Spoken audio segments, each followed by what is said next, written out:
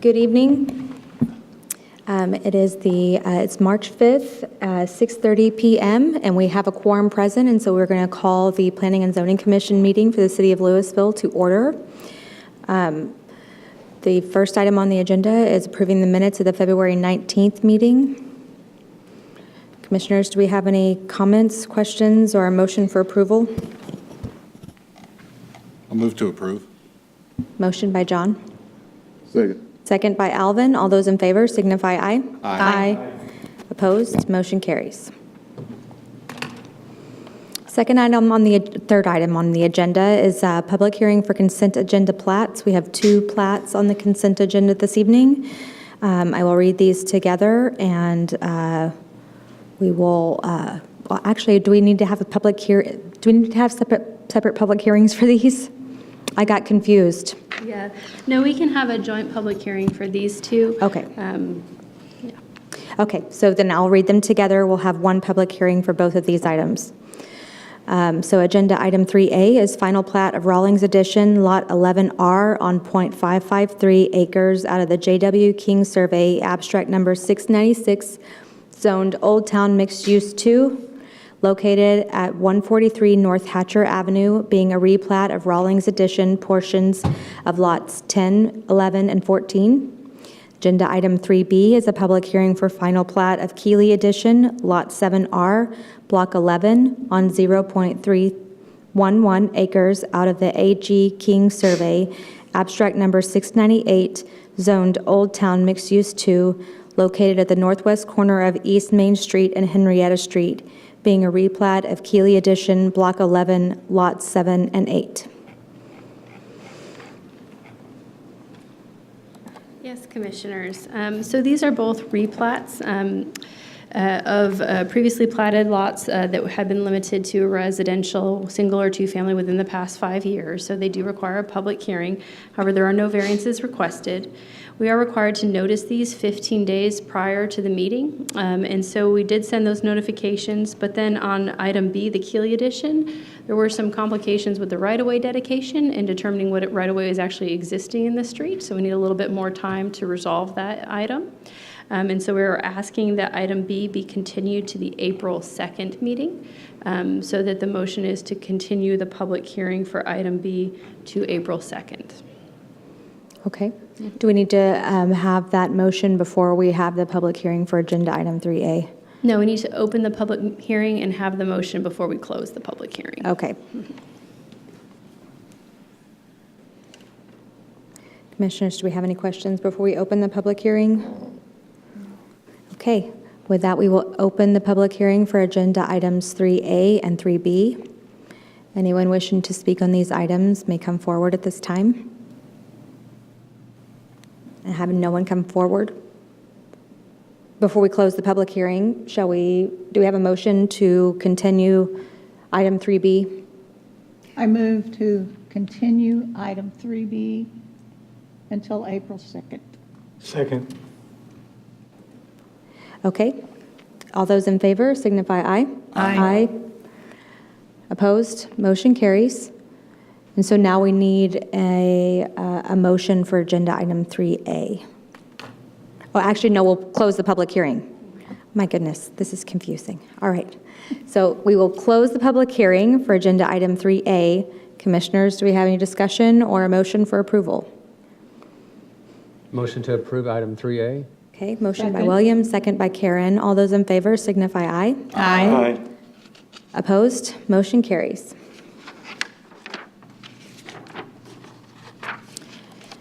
Okay.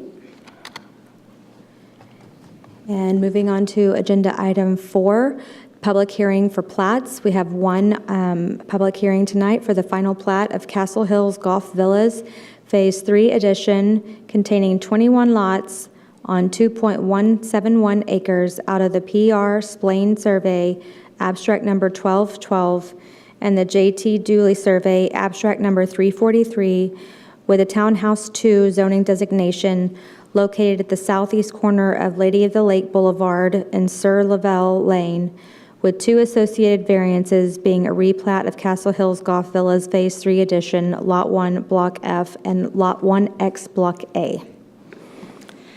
Good evening, Commissioners. So this plat is in Castle Hills. It is near their golf course facility and clubhouse. They are replatting it to allow for with the TH2 zoning district.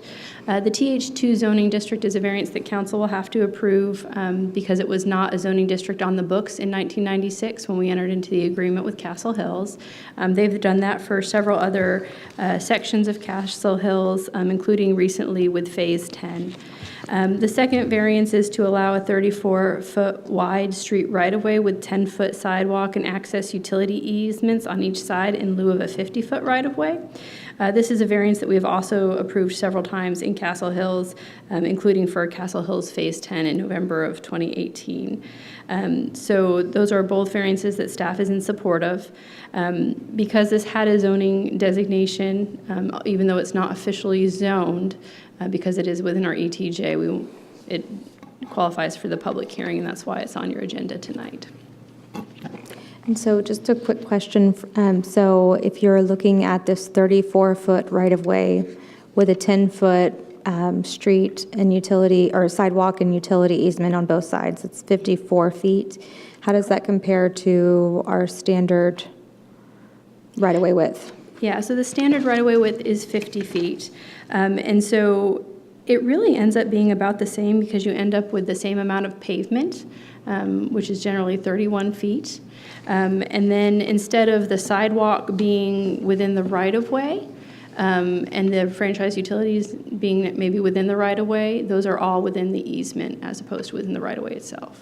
Okay, and then, but the combination of all of them, we get an extra 4 feet to fit all those utilities in, Correct. right? Okay, And then the lots get a little bit of extra lot area. okay. Are there any other questions? Okay, so then with that, we will open the public hearing for agenda item 4A. If there's anyone wishing to speak on this item, please come forward at this time. I have a question. Okay, So I live in the Golf Hills Community Phase 2, where these townhomes will be in the front of our gated area. I want to know if there's some access of pavement now from the Golf Hills Community Phase 2 that will give us access to the clubhouse in a safe way. Now that there's going to be an additional 21 units added to this corner, I have children that ride the bus on the corner in addition to getting access to the pools.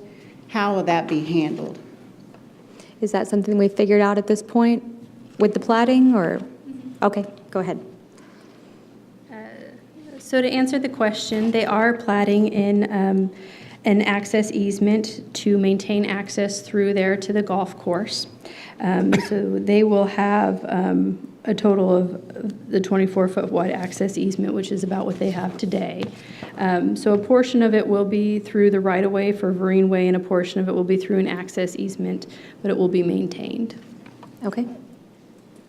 Does that answer your question? But is there a sidewalk of some access, or you're just saying a street, paved street? Because I don't see a sidewalk on that side of the street today where the townhomes are going. I only have a pavement over on the south side of this area where my children ride the bus. So we have to, if these homes get built, what access do we have to go, like, walking pedestrian traffic way in front of the townhomes and that back street that goes to the clubhouse? What is the name of that street? I don't know that that street has, Royal Minister's a street where Okay, we live. I don't okay. know that that unnamed street is not, today it's not, I don't think it has a mark or identification. It's not a street, it's simply an access way or a driveway. Okay, I can see it on the. But there are lots of cars that go in and out from that back area. So with this coming on board, it will draw more traffic to that back side. And I could show you, I guess, if there's some sort of diagram, but I'm just concerned about, there's already people walking in that, using that pathway today between Royal Minister and Lady of the Lake. So that little access drive with more people coming through there, you'll have more people utilizing that pavement. And I'm just concerned because it's already a, danger zone because there's no safe means of traffic outside of the pedestrians are using the same pavement that the cars and the golf carts are using. So I'm just Okay. asking, just curious. So the access will be maintained as it is. Where there is a street, sidewalks will be provided, but not necessarily along the driveway.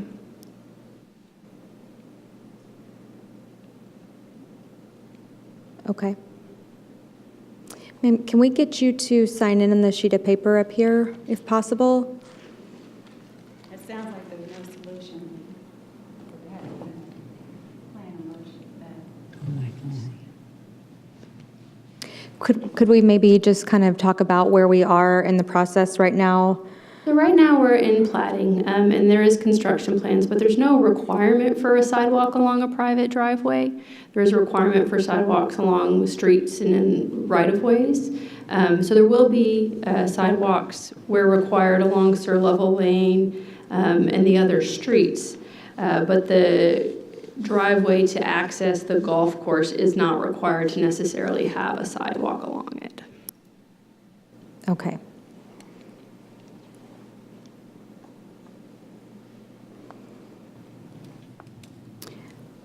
Are there any other questions or comments before we close the public hearing? If not, we will go ahead and close the public hearing. Commissioners, do we have any further discussion or questions or a motion?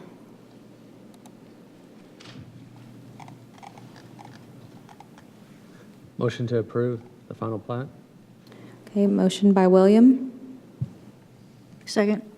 second by Mary Ellen. All those in favor signify aye. Aye. Aye. Opposed? Motion carries. Thank you, Commissioners, and this does need to go to City Council for final approval, and that will be scheduled at their April 1st meeting. Okay, and the final item on the agenda is adjournment. Do I have a motion to adjourn? Move to adjourn. Motion by Mary Ellen, Second. second by Karen. All those in favor signify aye. Aye. We are adjourned. Thank you.